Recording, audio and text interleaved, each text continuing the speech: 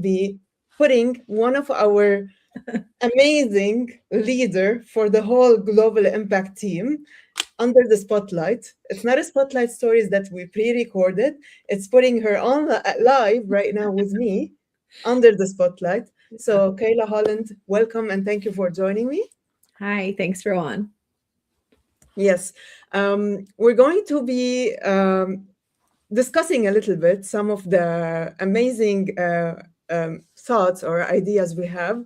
I want to take us back to the beginning. Actually, what was the exact moment or trigger that inspired you to take action and actually start Global Impact as an initiative? Oh man, I mean, coming after Kamal and Samar is no easy feat. That was such an incredible session. I've been like furiously taking notes over here. So I I am the organizer of our team. That's what I like to call myself. We have a great team, Rawan. As you know, there's 17 of us who have been working furiously for a while to start Global Impact and prepare for today. But I didn't really start it. It started as the Global Collaboration Network. Michael Harvey was in that group. Margaret McGinnis, who's in the chat right now, she was in that group. She was the leader when I started. And this was, I'm going to get all the dates wrong here, but I joined Global Collaboration Network, I think it was 7 years ago.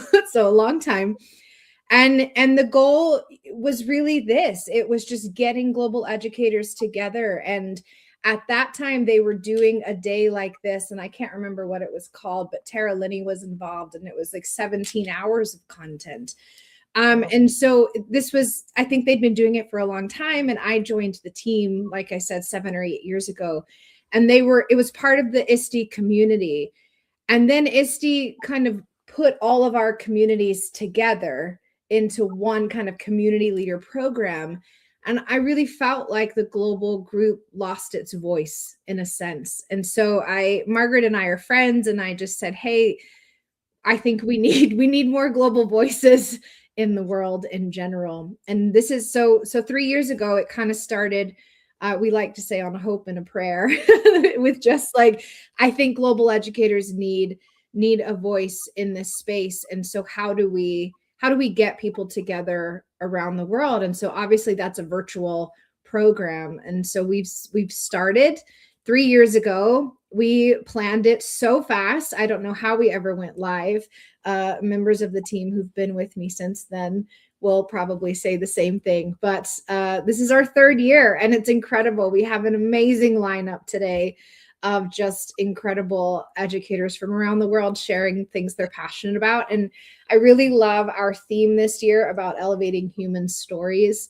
That's kind of been a long time coming from a lot of our people in our organizing team, just really desiring to share that. So I did not technically start the idea. Global Impact began a long time ago as the Global Collaboration Network, but we've been in existence as Global Impact, as what you see today, for 3 years. And it really was just a brainstorm. Like, we just need a space for global voices to come together and appreciate education happening around the world. And I can see it's growing year by year, actually. Yes. I mean, for me, this is my 2nd year with Global Impact, and I haven't been happier, or even like I feel like I'm seeing more. I have a voice more, and I'm kind of proud to represent my country as well. So it's really amazing to be part of this amazing community and to get inspired from you guys. You do amazing work, which takes me to the second question. Are you ready? I'm ready. So our focus today is on scaling meaningful solutions across the globe. Okay, elevating human stories. This is our theme. And so with what you do locally, you have a huge impact locally, I believe. So how does the deeply local impact you are making in individual state facilities translate into a broader global vision for educational change?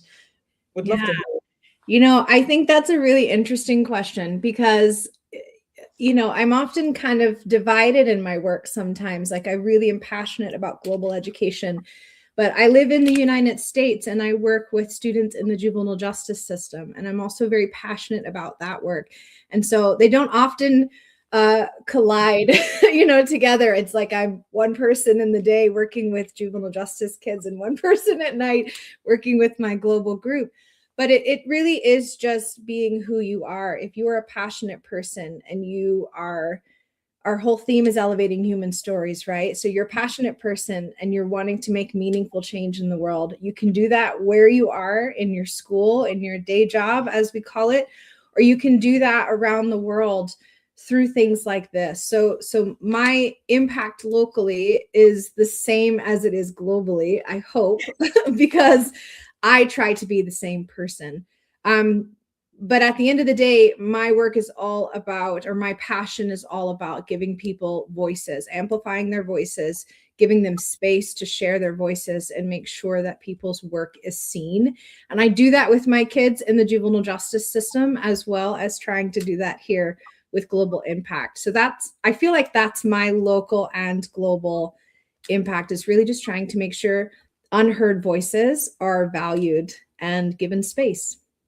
Exactly. I feel like most of the industries have been highlighted in different areas, but the education industry, like what we do right now, puts a big highlight of who we are, what is our impact, and how we are affecting change locally or even globally. And if we don't do such conferences, then nobody would know what we actually do. And I know, again, about your podcast as well. I watched all of your podcasts recently, and I was so inspired because it was the first time for me to explore your story with juvenile justice, and it was a first for me, honestly. And it also connected to what I do in my global setting. I teach at an international school where in one class I would have 10 different nationalities or even more. And you talked about social emotional learning applied to my context as well. So again, thank you so much for always highlighting or creating that space for global educators, or to even sharing your expertise with the audience. Yeah. All right. Great. Third question I have for you. As we launch our live sessions today, we just accomplished our first presenters, amazing audience, amazing outcomes from it. What is one piece of advice you have for the educators tuning in who want to start solving systematic problems in their own communities? You don't give me easy questions here, Rawan. Some of these are pretty tricky.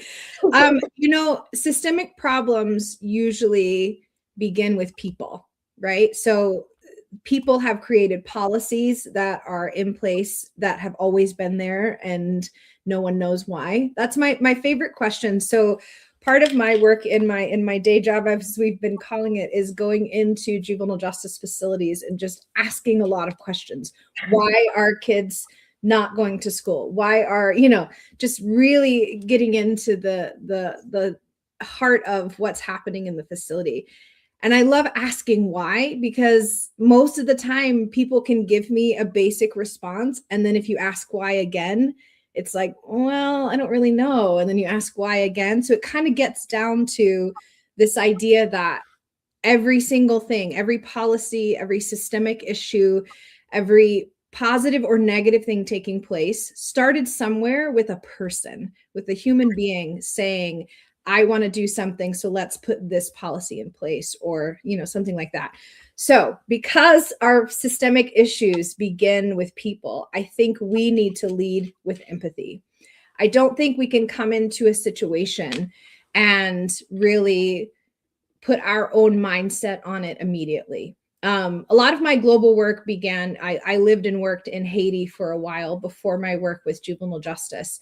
And I learned a lot through that experience about not necessarily diminishing your culture, but as an American, as someone from the United States, I cannot go into another country, especially like Haiti, and tell them everything you're doing is wrong and you should do everything the way I think you should do it, because this is what I'm familiar and comfortable with, right?